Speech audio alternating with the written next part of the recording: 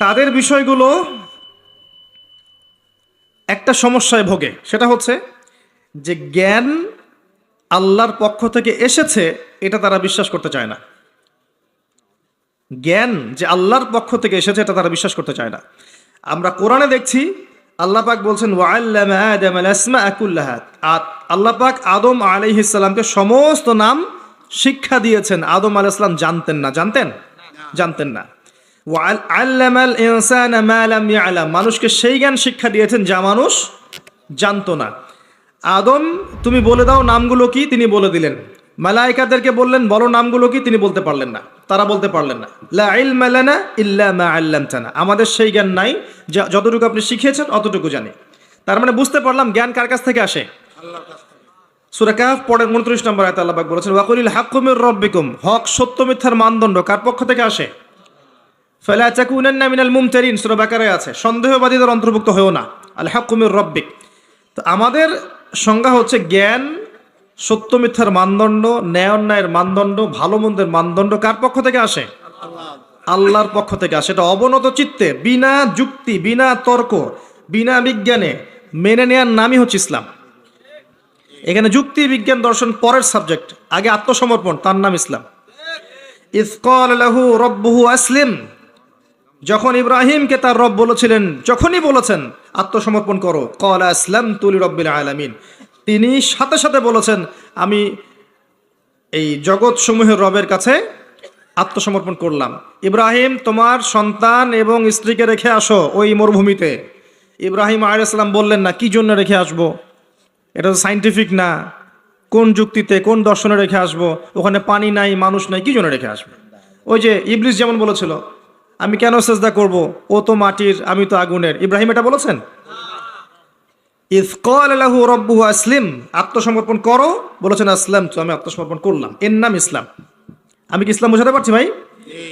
হ্যাঁ। এরপরে আসেন ইসলামের প্রত্যেকটা বিষয় আপনি এগুলো দিয়ে প্রমাণ করতে পারবেন, কিন্তু সেই জ্ঞান আপনার থাকতে হবে, ওই যুক্তি, ওই বিজ্ঞান, ওই দর্শনের জ্ঞান আপনার থাকতে হবে। কিন্তু ওই সব মানুষকে আল্লাহ পাক সেই জ্ঞান দেননি, সব মানুষকে আল্লাহ পাক সেই জ্ঞান দেননি। প্রত্যেকটা বিষয়, ইসলামের প্রতিটা বিষয়, রূহ, আপনার যে কবরের আযাব, জান্নাত জাহান্নাম, মিজান পুলসিরাত, সব কিছুই জ্ঞানের আওতায় আনা সম্ভব, কিন্তু আল্লাহ পাক সেই জ্ঞান মানুষকে দেননি পৃথিবীতে।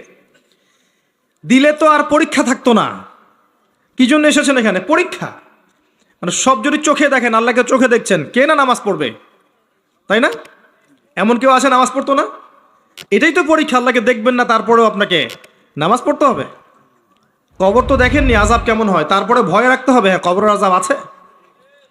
মিজান দেখিনি, পুলসিরাত দেখি নাই, পুলসিরাত পার হতে হবে, ভয় রাখতে হবে। দেখলে তো অবশ্যই আমল করতেন। লিনাবলুয়াকুম আইয়ুকুম আহসানু আমালা, এই জন্যই তো সৃষ্টি করেছেন আল্লাহ পাক। তো এটাই হচ্ছে টেস্ট, যেটা ওই পশ্চিমা দর্শন এবং ওদের অনুসারীরা বুঝতে পারে নাই। এখানে ইসলামের মূলনীতি হচ্ছে এই যে আমরা গায়েবে বিশ্বাস করি, না করা পর্যন্ত আমরা মুসলিম হতে পারছি না।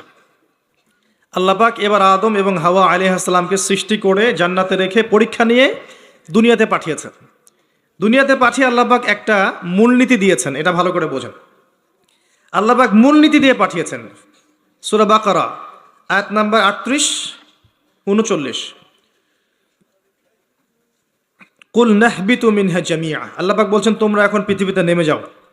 কে কে নেমে যাবে? আদম, হাওয়া আলাইহিস সালাম, ইবলিস, তোমরা নেমে যাও।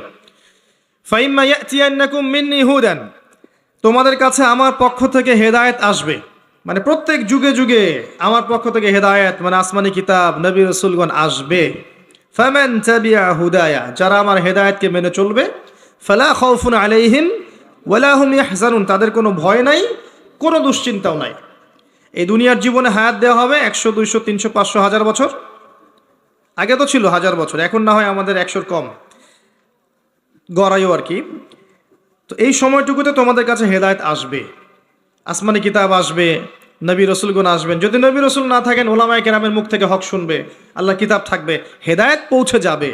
এরপর ফামান তাবিআ হুদায়া, যারা আমার হেদায়েতকে মেনে চলবে, ফালা খাউফুন আলাইহিম ওয়ালা হুম ইয়াহজানুন, কোনো টেনশন নাই, কোনো দুশ্চিন্তা নাই, আবার সেই জান্নাতে ফিরে আসবে ইনশাআল্লাহ যেখান থেকে চলে গেছো। ঠিক আছে?